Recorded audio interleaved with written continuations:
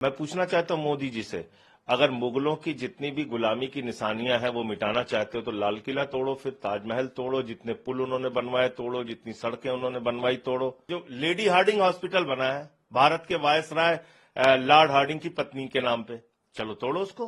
तो इसलिए ये सब नकली बातें हैं, औरंगजेब औरंगजेब औरंगजेब कह के भाजपाई लोगों की जेब काटने का काम कर रहे हैं।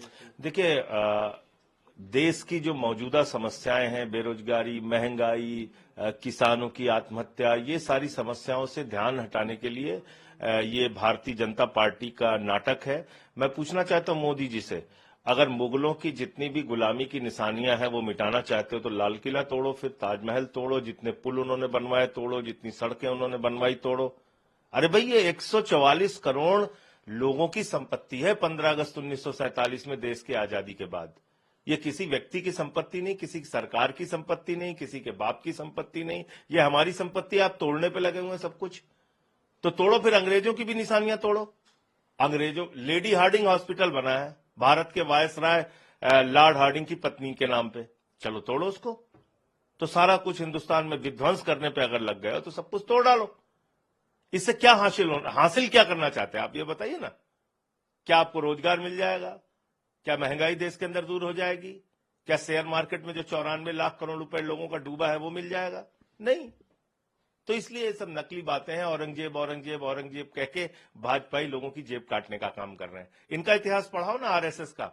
इन्होंने भारत के तिरंगे झंडे का विरोध किया, 52 साल तक तिरंगा झंडा नहीं फहराया। इनके पुरखों ने, बीजेपी के पुरखों ने अंग्रेजों की गुलामी करने का, उनकी दलाली करने का काम किया। इसको पढ़ाइए इतिहास। मैं कह रहा हूं, अगर विध्वंस करने का प्रस्ताव सरकार लेके आए सदन में, भाई एएसआई प्रोटेक्टेड जो संपत्तियां हैं उसको आपकी ही राज्य सरकारें कह रही है हम इसको तोड़ डालेंगे, तोड़िए।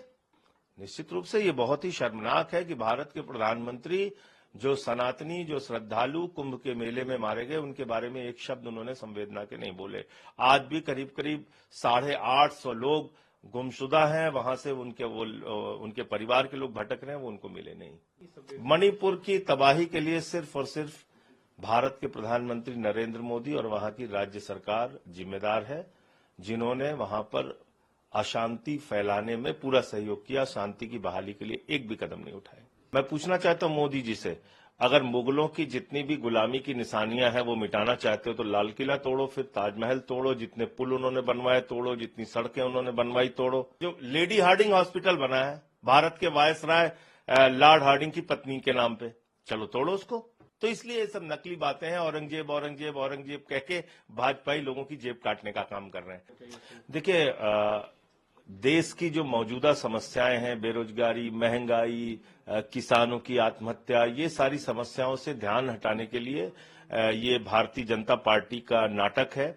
मैं पूछना चाहता हूं मोदी जी से, अगर मुगलों की जितनी भी गुलामी की निशानियां हैं वो मिटाना चाहते हो तो लाल किला तोड़ो, फिर ताजमहल तोड़ो, जितने पुल उन्होंने बनवाए तोड़ो, जितनी सड़कें उन्होंने बनवाई तोड़ो। अरे भाई, ये 144 करोड़ लोगों की संपत्ति है 15 अगस्त 1947 में देश की आजादी के बाद। ये किसी व्यक्ति की संपत्ति नहीं, किसी सरकार की संपत्ति नहीं, किसी के बाप की संपत्ति नहीं, ये हमारी संपत्ति। आप तोड़ने पे लगे हुए हैं सब कुछ, तो तोड़ो, फिर अंग्रेजों की भी निशानियां तोड़ो। अंग्रेजों लेडी हार्डिंग हॉस्पिटल बना है भारत के वायसराय लॉर्ड हार्डिंग की पत्नी के नाम पे, चलो तोड़ो उसको। तो सारा कुछ हिंदुस्तान में विध्वंस करने पे अगर लग गए हो तो सब कुछ तोड़ डालो। इससे क्या हासिल क्या करना चाहते हैं आप, ये बताइए ना। क्या आपको रोजगार मिल जाएगा? क्या महंगाई देश के अंदर दूर हो जाएगी? क्या शेयर मार्केट में जो 94 लाख करोड़ रुपए लोगों का डूबा है वो मिल जाएगा? नहीं। तो इसलिए ये सब नकली बातें हैं, औरंगजेब औरंगजेब औरंगजेब कह के भाजपाई लोगों की जेब काटने का काम कर रहे हैं। इनका इतिहास पढ़ाओ ना, आरएसएस का। इन्होंने भारत के तिरंगे झंडे का विरोध किया, 52 साल तक तिरंगा झंडा नहीं फहराया। इनके पुरखों ने, बीजेपी के पुरखों ने अंग्रेजों की गुलामी करने का, उनकी दलाली करने का काम किया। इसको पढ़ाइए इतिहास। मैं कह रहा हूं, अगर विध्वंस करने का प्रस्ताव सरकार लेके आए सदन में, भाई एएसआई प्रोटेक्टेड जो संपत्तियां हैं उसको आपकी ही राज्य सरकारें कह रही है हम इसको तोड़ डालेंगे, तोड़िए। निश्चित रूप से ये बहुत ही शर्मनाक है कि भारत के प्रधानमंत्री, जो सनातनी, जो श्रद्धालु कुंभ के मेले में मारे गए, उनके बारे में एक शब्द उन्होंने संवेदना के नहीं बोले।